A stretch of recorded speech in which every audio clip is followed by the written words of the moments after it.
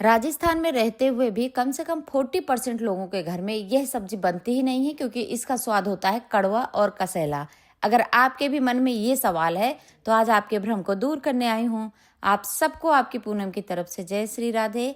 राधा रानी आपको हमेशा स्वस्थ रखे, प्रसन्न रखें। तो जैसा कि आप सबको पता है कि आज मैं हल्दी की सब्जी बना रही हूँ, तो बिना कोई देर किए हुए और बिना कोई सस्पेंस क्रिएट किए हुए आज हम सब्जी बनाना स्टार्ट करेंगे। तो जब भी आप हल्दी खरीद के लाए ना, तो आपको कभी भी इस तरह के कलर की हल्दी नहीं लानी है। ये बहुत पुरानी हल्दी है। आपको हमेशा केसरिया कलर की, ये देखिए दोनों आपको साफ दिखाई दे रही होंगी ना, आपको हमेशा केसरिया कलर की हल्दी लानी है।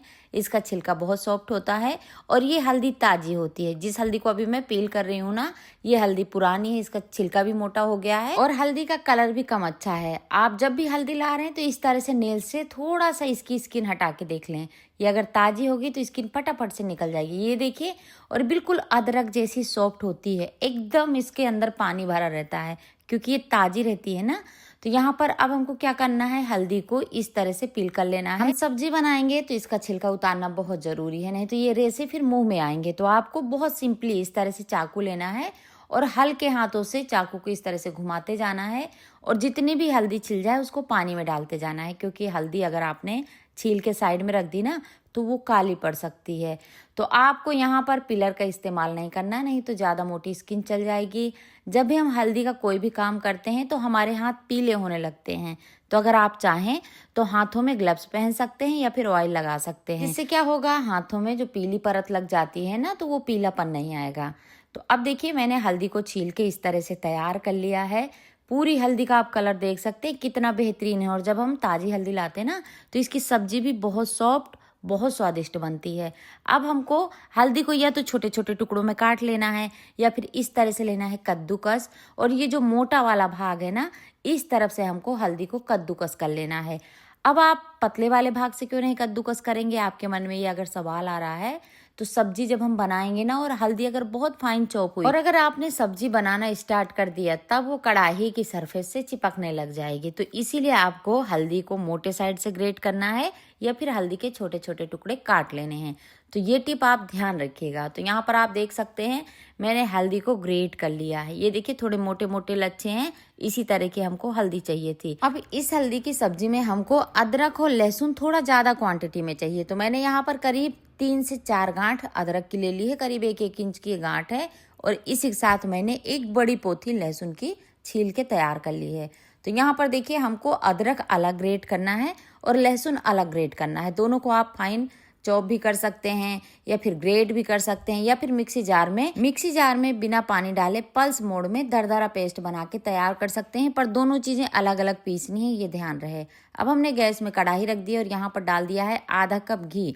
250 ग्राम हल्दी है, इसमें आधा कप घी जाएगा। ये परफेक्ट मेजरमेंट है, ना कम घी है ना ज्यादा, बस यही मेजरमेंट जाएगा। तो अब जैसे घी गर्म हुआ तो मैंने 4 हरी इलायची, 4 से 5 लौंग, 6-7 काली मिर्च, 2 तेज पत्ता, 1 इंच का दालचीनी का टुकड़ा डाल दिया है। जैसे ही इनका कलर चेंज हो गया, ये सारे मसाले पक गए, तो जो हमने लहसुन का पेस्ट बनाया था ना, उसको डाल देंगे। गैस की फ्लेम को लो कर देंगे और कुछ सेकंड तक इस तरह से मसाले को भून लेना है। अब मैंने करीब 3 हरी मिर्ची का इस तरह से दरदरा पेस्ट बना के तैयार किया था। आप मिर्ची भी डाल दें, आप मिर्ची को काट भी सकते हैं। वैसे तो हम इस सब्जी को घी में बना रहे हैं, इसलिए इस सब्जी में तीखापन बिल्कुल भी नहीं होता है, लेकिन फिर भी अगर आप चाहें तो मिर्ची के बीज हटा के मिर्ची इस्तेमाल कर सकते हैं। तो यहाँ पर देखिए सारी चीज़ों का थोड़ा थोड़ा कलर चेंज हो गया है। तो अब हमको इसमें ऐड कर देना है कद्दूकस करी हुई हल्दी और इसी के साथ ये ग्रेटेड अदरक भी डाल देंगे। दोनों चीज़ें डालने के बाद गैस की फ्लेम को कभी मीडियम करेंगे, कभी कभी लो कर देंगे। मतलब फ्लेम को लो मीडियम के बीच में रखते हुए हल्दी की सिकाई करनी है करीब 12 से 13 मिनट तक। तो यहाँ पर आपको ध्यान रखना है, अपनी सुविधा के अनुसार गैस कम और ज़्यादा करनी है। यहाँ पर ज़्यादा तेज आंच में बिल्कुल ना सेंके, नहीं तो हल्दी जल जाएगी, सिकेगी नहीं, फिर सब्जी में आ जाएगा कड़वापन। कई बार आपने देखा होगा हल्दी की सब्जी में कड़वाहट रहती है, उसका वही एक कारण होता है कि हल्दी अच्छे से सिकी हुई नहीं रहती है। आज हम हल्दी की सब्जी में मटर डालेंगे। तो मेरे पास ये हरे मटर थे, थोड़ा मोटे मोटे मटर थे, तो मैंने इनको भी बॉईल होने के लिए रख दिया है। जैसे ही मटर के पानी में 2 से 3 बॉईल आएंगे तो बस गैस की फ्लेम को ऑफ कर देंगे और मटर को छान के रख लेंगे। मटर जब तक ठंडे हो रहे हैं तो हम एक मसाला तैयार करेंगे। मैंने करीब आधा गिलास से थोड़ा सा ज़्यादा दही लिया है और इसमें डाला है 1.5 चम्मच कश्मीरी लाल मिर्ची और 2 चम्मच धनिया पाउडर। अच्छे से मिक्स कर देंगे। दही ज़्यादा खट्टा बिल्कुल भी इस्तेमाल ना करें। इस सब्जी के लिए ताज़ा ही दही चाहिए। अगर खट्टा वाला दही ले लेंगे ना तो सब्जी का स्वाद खराब हो जाएगा। अब देखिए बढ़िया सी हल्दी भी कलर गई है, करीब 12 मिनट हो गए हैं। तो मैंने यहाँ पर 2 मीडियम साइज के एकदम लाल लाल देसी टमाटर ले लिए हैं। टमाटर को छोटे छोटे टुकड़ों में चॉप करके डाल दिया है। आप चाहें तो टमाटर के बीज भी हटा सकते हैं और अगर आप बीज नहीं हटाना चाहते तो आप डायरेक्ट भी इस्तेमाल कर सकते हैं। तो इसी के साथ हमने अब ऐड कर दिया है उबली हुई मटर। मटर को इसी टाइम डालना है, जिससे क्या होगा, मटर पकने में थोड़ा सा टाइम लगता है ना, तो मटर अच्छे से गल जाएगी, सॉफ्ट हो जाएगी। तो सारी चीज़ों को मिक्स करने के बाद अब हमको ऐड कर देना है दही वाला मसाला। अब हमको गैस की फ्लेम को लो टू मीडियम रखना है और बीच बीच में चलाते हुए हमको सारी चीज़ें पका लेना है। यहाँ पर हमको डालना है स्वादानुसार नमक। मैंने 1.5 टीस्पून नमक का इस्तेमाल किया है। और इस टाइम पर आप जब टमाटर डालते हैं, मटर डालते हैं, मसाला डालते हैं, नमक डालते हैं तो सारी चीज़ें एक साथ पक जाती हैं। आप अगर चाहें तो हल्दी को पहले भी कलहार के रख सकते हैं, बाद में इस तरह सब्जी बना सकते हैं, लेकिन उसमें घी की मात्रा काफ़ी ज़्यादा लगती है। इसलिए ये सबसे सिंपल और आसान तरीका है। इसी तरह से सब्जी बनाइएगा। इसमें आपको सच बता रही हूँ, एक भी कड़वापन फील नहीं होगा। तो अब हमने नमक डाल दिया, अच्छे से मिक्स कर दिया। मसाले को कम से कम 3.5 मिनट तक मैंने पका लिया है। बीच में जिस कटोरी में मसाला निकाला था ना दही वाला, उसमें थोड़ा सा पानी डाल के मसाले में डाल दिया और बस मसाले को 2 मिनट तक और पका लिया। तो करीब 5 मिनट हो गए हैं, मसाला पक के तैयार हो गया है। पूरा घी अलग हो गया, आप देख सकते हैं कितना बढ़िया कलर आया है। तो अब मैंने ले लिया है 1 बंच प्याज। ये जो प्याज की छोटी छोटी गड्डियाँ आती हैं ना, ये वही है। तो मैंने प्याज को धुल के रफली चॉप कर लिया है।